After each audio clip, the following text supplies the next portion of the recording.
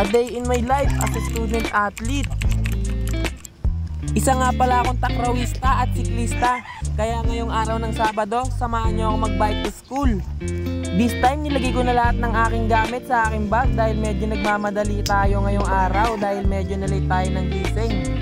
Kaya naman nagmedyas na agad tayo at nagsuot na ng sapatos. At madali lang yung sigipan, ikot-ikot mo lang yan tapos okay na. Isa sa pinakamahalaga ang helmet, kaya huwag niyong kakalimutan, at ang tubig. Kaya ano pang hinihintay nyo? Let's go! Kaya naman pumadyak na agad tayo dahil malilate na tayo sa ating training. At the same time, doble ingat dahil tayo ay naka-fixed gear. Wala tayong preno at wala tayong cambio, kaya humanda ka sa ahon sa ultra na medyo makunat-kunat. Buti nilang tayo ay naka-light gear at hindi tayo masyadong nabugbog. 9% gradient nga din pala ang maximum dito, kaya medyo masakit din. Pagkaahon mo nga pala, dyan na yung Philippine Sport Commission, pero didiretso tayo dito sa Capitol Commons para shortcut. After that, diretso na tayo sa crossing at dito tayo ahon sa EDSA flyover para hindi na tayo matraffic dyan sa stoplight sa baba. At para mas exciting dahil merong lusong. Fast forward, nandito na tayo ngayon sa Stop and Shop, and pagdating dyan sa stoplight, tayo ay kakaliwa, buzzer beater, let's go! Dire-diretso lang tayo ngayon dito hanggang sa Pureza Street. And pagdating dito sa ilalim ng tulay, U-turn, tingnan nyo yung Save More dyan, tapos unang kanto, Valencia Street, kakanan tayo. Okay, malapit na tayo, konting tiis na lang. At kapag nakita nyo itong red and yellow na building, ayan na yun, ayan yung mga bus ni Amang. So, andito na tayo sa gate. Let's go! Pasok na tayo! At nandito na nga yung ating mga teammate at yung mga kuya natin. Kaya naman tayo ay pupunta na sa dorm para magbihes dahil tayo ay late na. Eto nga pala yung nanyang natin, medyo bugbog na pero pwede pa yan. 1, 2, 3, teden! Ang lupit! All set na, nakabisa tayo. Yan, outfit check muna. Ang pogi mo talaga, boy. Simulan na agad natin mag-preparatory stretching from head to toe para hindi mabigla yung ating mga muscle at maiwasan natin yung hindi inaasahang injuries. Kaya yan, at para mamaya tayo ay maka-all out sa ating laro. After that, tayo ay magbo-ball control muna, pass ball para magising ang ating diwa, para mas bumis ang ating instinct sa bola. Dahil mamaya matindi ang bakbakan nito. Kapasin ko nga pala dyan si Daniel ng Olongapo City. At dahil mainit na ang ating muscle, dahil tayo ay napagpapawis na sa passing, ito naman ang ating susunod, ang full stretching. Kailangan mainit talaga yung ating katawan bago tayo mag full stretching para mabanat ng husto.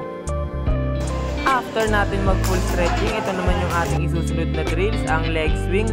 So importante ito para sa mga spiker at tekong dahil kailangan nating mas mapalambot pa yung ating mga legs para mas ma-full swing natin yung mga palo natin at para mas madali tayong makapag-adjust sa anumang uri ng spike and adjustment sa service ng mga tekong natin. At kapag okay na at ready na, ano pang iniintay nyo? 1, 2, 3, bunal!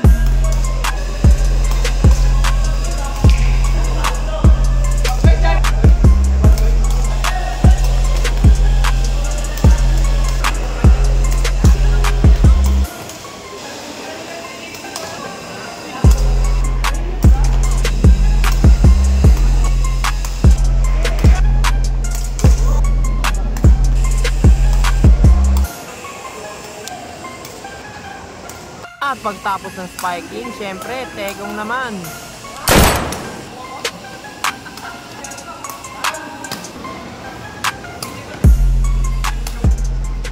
At pagkatapos namin mag-spiking at service kanina, nagpaalmusal pa muna ang aming mga kuya. Thank you so much sa Amalgam Printing Shop sa pag-sponsor ng almusal sa amin ngayon dito sa Iris. Thank you so much. Especially kay Jason Werte at kay Sir Joseph Rosal. Let's go! Pati kala Sir Rimuel Katana and kay Sir Coco ng Navy. Thank you so much. Pagkatapos namin mag-almusal, konting pahinga lang tapos bakbakan na.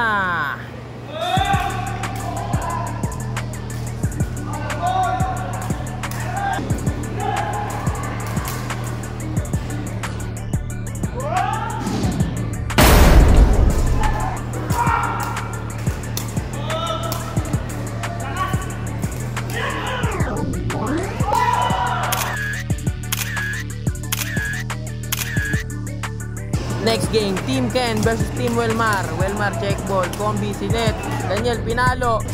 block by Asilum. Check ball by Wilmar. Kuha ni Pilan. Tinos. Asilum. Venga. Wilmar, tinarget si Pilan. Nag-winter crown bigla. Hindi nakagalaw. Wilmar, binigyan si Asilum. Si Heltos. Asilum. 3 points. Crucial game, third set. Set point 13. Sinet kay Daniel. Drop shot. Tapos ang laban. Panalo by Easy Meal. Yun, tapos na yung training. Nauwi na din tayo dito sa Pasig. Salamat sa panonood guys. See you on the next vlog.